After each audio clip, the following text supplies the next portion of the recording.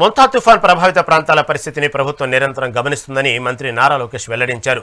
మంత్రులు, అధికారులందరూ తుఫానుకు సంబంధించిన సన్నద్ధతలో ఉన్నారని వివరించారు.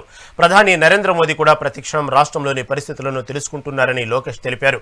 వర్షాల ప్రభావంతో వాగులు, వంకలు అకస్మాత్తుగా పొంగి ప్రవహించే అవకాశం ఉన్న ప్రాంతాల్లో అధికారులు మరింత అప్రమత్తంగా ఉండాలని ఆయన సూచించారు.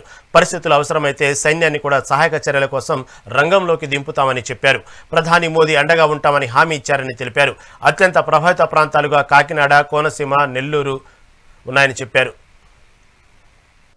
మొంతా అనేది ఒక సివియర్ సైక్లోన్ అనేది ప్రజలకు తెలిసిన విషయమే.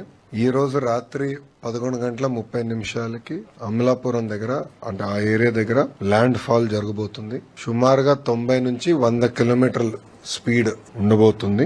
అంతేకాకుండా చుట్టుపక్కల ప్రాంతానికి పెద్ద ఎత్తున వర్షం కూడా రాబోతుంది.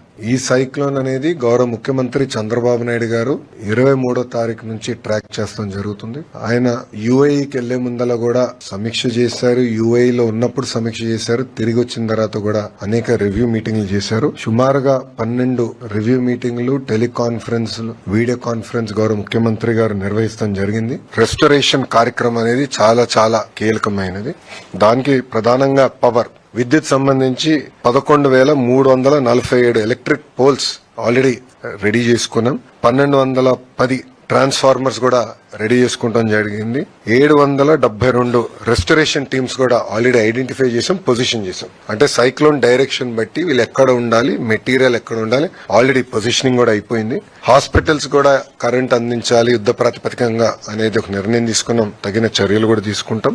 ఆర్ఎన్బికి వచ్చే గల 7,289 అంటే జేసీబీలు, క్రెయిన్స్, వెహికల్స్ కూడా ఏర్పాటు చేసుకున్నాం. ఎందుకంటే ఎక్కడన్నా బ్లాకేజ్ అయినా ఇమీడియట్ గా రెస్టోర్ చేయాలి, ట్రాఫిక్ ఎలాంటి ఇబ్బంది ఉండకూడదని అది కూడా టీమ్స్ రెడీ చేసుకుంటాం జరిగింది. తాగునీరు సంబంధించిన వాటర్ ట్యాంకర్స్ పొజిషన్ చేసుకున్నాం. ఆర్టీజీఎస్ లో గౌరవ హోంమంత్రి గారు, నేను కూడా ఆర్టీజీఎస్ లో ఈ రోజు రాత్రి అంతా కూడా మేము ఉంటాం. ఇక్కడ నుంచి రియల్ టైం మానిటరింగ్ చేస్తాం. గౌరవ ముఖ్యమంత్రి గారు కూడా ప్రతి 2 గంటలకు ఒకసారి టెలికాన్ఫరెన్స్ కూడా తీసుకుని ఏంటి కరెంట్ స్టేటస్ ఏంటనేది రాత్రంతా కూడా గౌరవ ముఖ్యమంత్రి గారు మాతో రివ్యూ చేస్తారు. ఇది సైక్లోన్ మొంతా దాటిన తర్వాత ఇమీడియట్ గా సీఎం గారి ఆదేశాల మేరకు రీహాబిలిటేషన్ స్టార్ట్ అవ్వాలి, రిలీఫ్ అందించాలి. దానికి కూడా ఏంటంటే డ్రోన్స్, లో లెవెల్ ఫ్లయింగ్ ఏరియల్ వెహికల్స్ పెట్టి మొత్తం రియల్ టైం ట్రాకింగ్ చేసి పంట నష్టం ఎంత జరిగింది, ఇల్లు ఏంటి, మొత్తం రియల్ టైం ట్రాకింగ్ చేయమని చెప్పారు. చేసి దాని తర్వాత రిలీఫ్, రీహాబిలిటేషన్ కూడా యుద్ధ ప్రాతిపదికంగా డేటా డ్రివెన్ మోడల్ చేయమని ఆయన ఆదేశాలు జారీ చేశారు. పాఠశాలలకు వచ్చేగల సుమారుగా 14,798 పాఠశాలలు ఇప్పటికీ హాలిడేస్ ప్రకటించడం జరిగింది. దీంట్లో 364 స్కూల్స్ ఏకంగా సైక్లోన్ షెల్టర్స్ గా మార్చడం జరిగింది. మత్స్యకారులు కూడా 29 వరకు వేటకు వెళ్లకూడదు నిషేధం కూడా ప్రభుత్వం పెడతాం జరిగింది. యాక్టివిటీ సస్పెండ్ చేశాం. అన్ని చర్యలు తీసుకున్నాం. 11 ఎన్డీఆర్ఎఫ్ టీంలు, 12 ఎస్డీఆర్ఎఫ్ టీంలు కూడా ఏర్పాటు చేసాం. రిజర్వ్ టీమ్స్ కూడా ఉన్నాయి. అవసరమైతే ఆర్మీ కూడా హైదరాబాద్ లో కంటింజెంట్ ఉంది కానీ వాళ్ళు కూడా స్టాండ్ బై లో ఉన్నారు. 145 వుడ్ కటింగ్ టీమ్స్ కూడా చైన్ సాస్ తో మొత్తం ఏర్పాట్లు చేసాం. ఇప్పటికీ కొన్ని ఇక్కడ యాక్షన్ లో ఉన్నారు. అంటే విశాఖపట్నంలో అక్కడెక్కడ చెట్లు పడినా ఆల్రెడీ మీరు యాక్షన్ లో ఉన్నారు. మీరు కూడా కవర్ చేశారు మీడియాలో. సో 145 టీమ్స్ రెడీగా ఉన్నాయి.